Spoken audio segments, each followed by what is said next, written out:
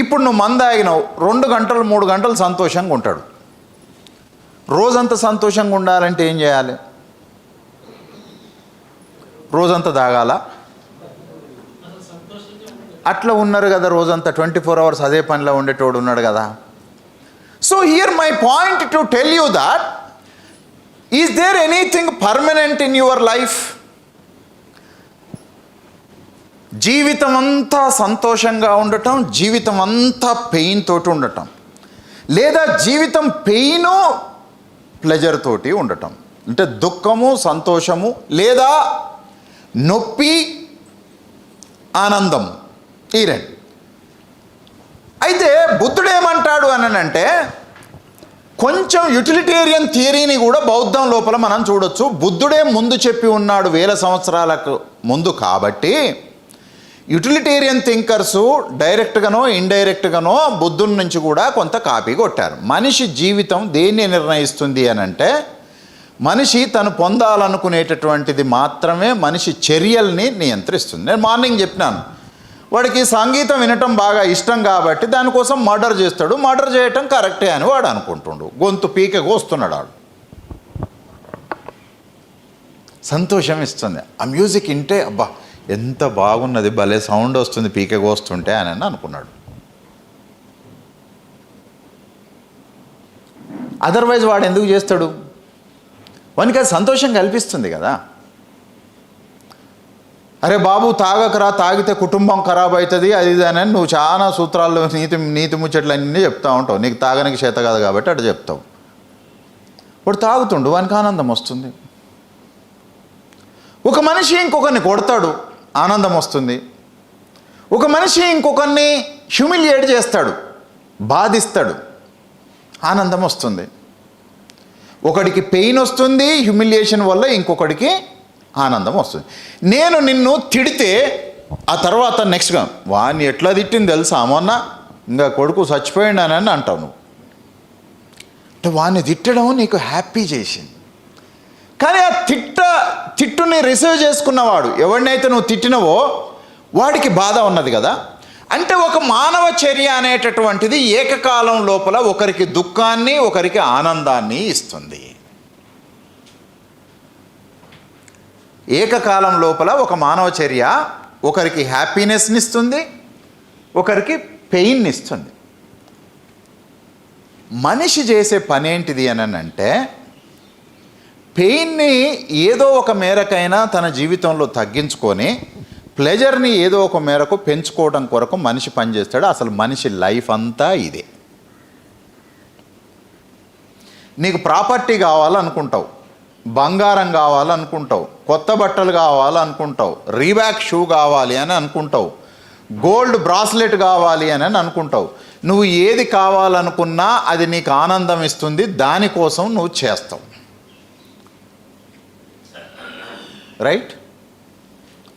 నువ్వు ఏది చేయొద్దు అని అనుకుంటావో దానివల్ల నీకు దుఃఖము, బాధ, పెయిన్ కలుగుతుంది కాబట్టి నువ్వు ఆ పని చేయవు. అయితే దీన్ని మరి మొత్తంగా మనం యాక్సెప్ట్ చేయొచ్చా అని అంటే బౌద్ధం ప్రకారం దీన్ని మొత్తంగా ఏది ఆనందం ఇస్తుందో అది చేయటం, ఏది దుఃఖం ఇస్తుందో అది చేయకపోవటం అనేటటువంటిది అట్లా కుదరదు.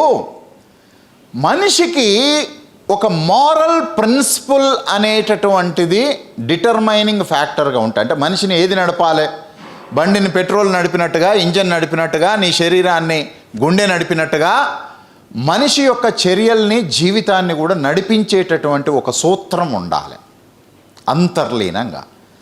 అది ఒక మనిషిని మాత్రమే కాదు, మొత్తం మానవ సమాజాన్ని అంతా అదే నడుపుతుంది. అది ఒకరికి ఇద్దరికి, ఒక దేశానికి ఇంకో దేశానికి కాదు, ప్రపంచం అంతటికీ ఒకే రకంగా ఉంటుంది అని. అంటే ప్రపంచం అంతా ఒకే రకంగా ఉండే సూత్రాలు ఉండొచ్చు, మనిషికి వేరుగా ఉండే సూత్రాలు కూడా ఉండొచ్చు. మనిషికి వేరుగా ఉండే సూత్రాల గురించి మనకు అక్కర్లేదు, వాటిని కొద్దిసేపు పక్కకు పెట్టేసేద్దాం. కానీ ప్రపంచం అంతా ఒకే రకంగా ఉండే సూత్రం. చావు పుట్టుకలు లేని దేవుని యొక్క అభిష్టము ప్రకారమే సకల జీవరాశుల యొక్క స్థితిగతులు ఏర్పడతాయనేది ఒక సూత్రం. ఈ సృష్టికి ఎవ్వరూ కారణం కాదని సమస్త జీవరాశులు వాటంతట అవే ఉద్భవించాయి అనేటటువంటిది రెండవ విషయం. మతం అనే పదానికి గల అర్థం కాలగమనంలో మార్పు చెందుతూ ఉండటం వల్ల వివిధ కాలాల లోపల మత విశ్వాసాలు సైతం మారుతూ వచ్చాయి అని. అంటే మతం అంటే ఏంటిది అనేది ఒక 10,000 సంవత్సరాల నుంచి ఈ రోజు వరకు ఒకే రకమైనటువంటి డెఫినేషన్ లేదు. So that right now you can understand why I give too many definitions to understand what religion is.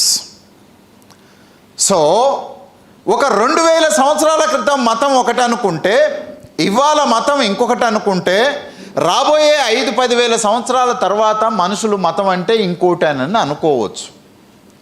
ఎందుకు అనంటే దాని పట్ల ఒక స్థిరమైనటువంటి ఇది మతము అని చెప్పగలిగేటటువంటిది లేదు. మనిషి జీవితాన్ని ఏ ఏ విషయాలైతే మారుస్తూ ఉంటాయో ఆ మారుతున్న దాని ప్రకారమే మతం అంటే ఏంటో కూడా మారుతూనే ఉంటుంది.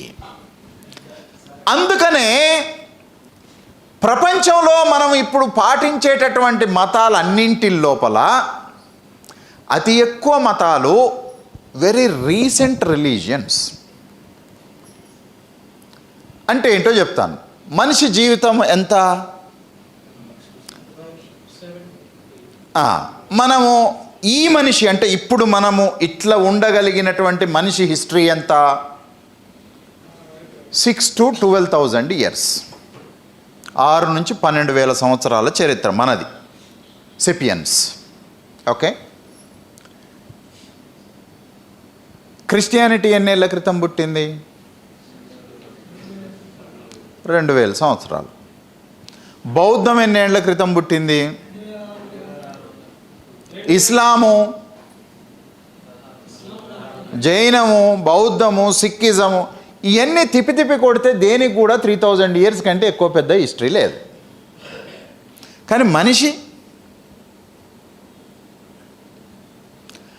అనే జీవికి కొన్ని లక్షల సంవత్సరాలు హిస్టరీ ఉంది. ఇప్పుడు మనం ఉండినటువంటి ఈ మనిషికి 12,000 సంవత్సరాల చరిత్ర ఉంది. ఇప్పుడు మనం పాటిస్తున్నటువంటి మతాలన్నీ కూడా నిన్న మొన్నటికి సంబంధించినటువంటి. అందుకనే మిత్రులారా, మతము అంటే దేవుడికి సంబంధించింది అనే కాదు, మనిషికి సంబంధించిన దాని గురించి వివరించి చెప్పేది మతం. మనిషి పుట్టుక, మనిషి మరణము, మనిషికి ఉండే సమస్యలు, మనిషి చుట్టూ ఉండేటటువంటి బంధాలు, బంధనాలు, ఆర్థిక విషయాలు, తినటము, తాగటము, కట్టుకోవటము, విలువ, మాట్లాడటము, ఈ అన్నింటికి సంబంధించి ఏదైతే నియమాలని పొందుపరుస్తుందో మనం దాన్ని. కానీ జనరల్గా మనం రిలీజన్ అని అంటే సూపర్ స్టిషన్ అనుకుంటాం. సూపర్ పవర్ ఏదో ఉంది, ఆ సూపర్ పవర్కి